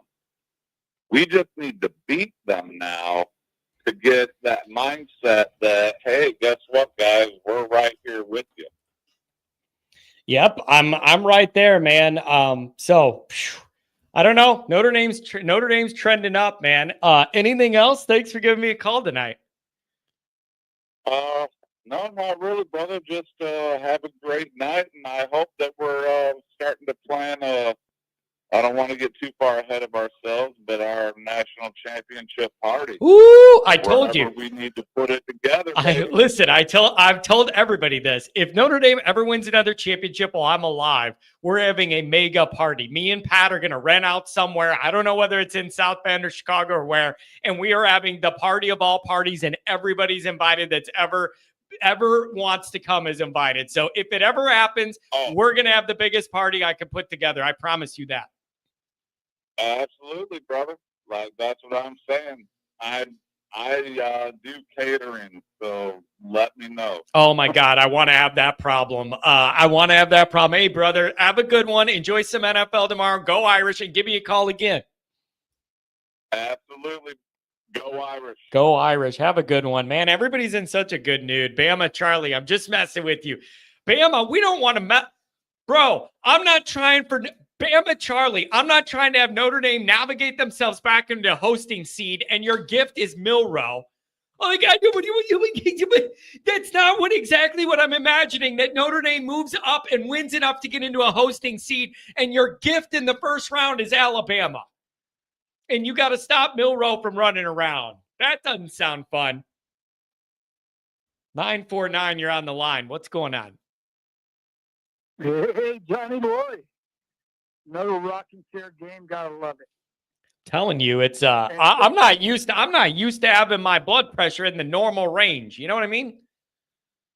I hear you, but I gotta offer my services since that last caller was kind enough to offer his as a caterer. I'm a taste tester, so if you need me, let me know. Well, I hope we all get to taste some championship champagne. That's what I want to taste. Let me tell you, man, great day for Notre Dame. No, what do you think? Notre Dame wins big. You kick the crap out of Florida State. A bunch of teams in front of us lost. Brian Kelly's humiliated at home. It's a good day to be a leprechaun. Oh, plus my little brother flunked out of Florida State and still has allegiance, so that makes it even sweeter. Man, and that's quite the story. You got to go out of you got to really go out of your way to flunk out of Florida State. You got to. I mean, that's intentional, right? Like, you really got to try hard to do that. Like, it takes a lot. You really got to go out of your way to accomplish that one. That's the only thing he's accomplished in life, so you got to give it to him. But I remember I took him and his son, who was about 6 years old at the time. He now teaches school in the Grand Rapids area. But I took him to a Florida State game. Florida State wins 38-0, and he said, Notre Dame doesn't have any team speed. And that just has sat with me every year. So vengeance is mine. And I'll tell you, this one was for Grandfather Kennedy. So God bless you. There you go. I appreciate that, my friend. So I don't know. Notre Dame's in a good spot right now, man. If you just take care of business here, you're in a really good spot. You have 3, what I think is winnable games in front of you. And this team plays really good defense, and the offense does enough. I'm feeling good about it, man, right now. This is good. This is a great weekend. Way to come out of the break here, man. What a good weekend for us. Absolutely. I'm not used to it, dude. Dude, I'm not used to it. I'm enjoying this because I am not used to us having this many weekends where there's not much for us to complain about, and then everything else kind of breaks the way you want it to, too. I'm not used to that. I'm enjoying it. Well, I am used to it. I've been around for 3 national championships, and I'll be around for a few more. Thank you, Marcus. I looked a couple of things up while on the phone. We have now given up. I did a little math. I used the calculator because my shoes wouldn't go off. But we're giving up 11.1111 affinity points per game now. We gave up 100. We played 9 games. Yeah, that's really, really good. I always remember, I think for my age range, 2012 is kind of that defense. It was under 10 a game, and I'll always remember it's like 9.7 a game and man tie and all that. That's like the one that I match it up to. It's really just good to see what they've done, man. And they got guys contributing, like younger guys, people stepping in for the injuries, and there's not really been a drop off. It's been very, very impressive. Absolutely. And one small nitpick with you on the recruiting. I believe it is pretty consistent. Yeah, we do lose a guy here or there, but Marcus has been top 5, right in that top 5 range on a consistent basis. And we got to keep in mind, he's a young coach, a young, inexperienced coach. He's getting his experience now. So he gets a little bit. And then, of course, because of the Willingham fiasco, he's going to get a little bit more. So he's got 5. He's not going anywhere in 5 years. You bank on that. But one thing that he said tonight impressed the heck out of me. And that's the sideline reporter asked him at the half because of the injury to Howard and possibly Riley. Said, what do you tell these young guys? And his answer was so fitting because it's so simple yet extremely profound. And it doesn't matter if you're an All-American in your 5th year or if you're Frosh coming in off the bench. He said, go out there and do your job. And you can say that with a lot of different emphasis on it. You could be, yelling at the top of your head or just calming and say the same thing. Go out there and do your job. And that tells me this is a coach that's, granted, he's learning on the job. And 6 months ago, we all thought, Notre Dame will have a possibility of 2 losses and still make the playoffs. We thought, it might be anywhere. It might be Louisville. It could be Florida State. It could be USC, Texas A&M. Any combination. And we thought, hey, we'd be in the playoffs. We've got 1 now. Nobody saw that it would be the Huskies of Northern Illinois, but still, it's just 1 loss as opposed to 2. But I think everything is going to be fine. We got to get behind the guy, root for him to win, because we all win anyway. And I'll close with saying I'm proud to say that I am not famous on a Michigan podcast. That's good. I think that's a good sign for your future and past, by the way. Hey, thanks for the call, man. Enjoy some NFL tomorrow and a beautiful day to be an Irish fan. Go Irish. God bless and go Irish. Have a good one, buddy. Have a good one, buddy. Last call of the night, 574. What's going on? What's up, John? What's going on, buddy? Good weekend for Notre Dame. I'm in a good mood. Not much, man. And yes, it was a skateboard who called you the last time, just that his phone was having issues. I got a new phone. Though this phone has a tendency to restart itself, so hopefully it doesn't do that. Yeah, well, what's on your mind, man? Notre Dame kicks the crap out of Florida State. Brian Kelly gets his head kicked in at home. A bunch of teams lost in front of Notre Dame. What's on your mind? Okay, I'm going to say this. I don't know if somebody said, remember what I said about defensive players, if you see the ball, take it back? Somebody must have said that to the defensive players in the last 2 games. Notre Dame has had a defensive score. Dude, why? Okay. I don't understand what the problem is with the phones. Yeah, I don't understand, you guys. Multiple people today have called, and I'm happy to take their calls, but I can't hear you. And then this one disconnected. I did not hang up with you, man. I did not hang up on you. It's just you all sound, half the callers today sound like they're 600 feet away from their phone. I don't understand. Adam Dowling, ESPN, putting out video of LSU fans leaving in the 3rd quarter.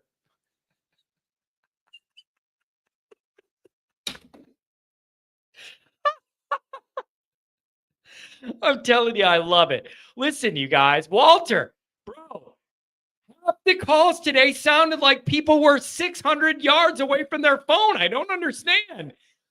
When you're calling into one of these shows, speakerphone's hard to do, bro. Walter, I couldn't hear you at all. Then you cut out and then you were gone. I don't know what to tell you. It's rough. All right, you guys, I'm going to go write some articles. Walter, call me again during the week. Call me on the Monday, Wednesday, Friday. That's going to be it. Listen, you guys, thanks for the chats. Thanks for the calls. Thanks for the donations. Thanks for Notre Dame winning and Brian Kelly getting embarrassed at home in front of everybody in the whole country. I really do enjoy it. But thanks to everybody for being here. I'm going to write some articles and listen to some LSU podcasts later tonight. It's going to be a good one. I'll talk to you guys soon. Thanks for being here, everybody. I love you guys. Great community.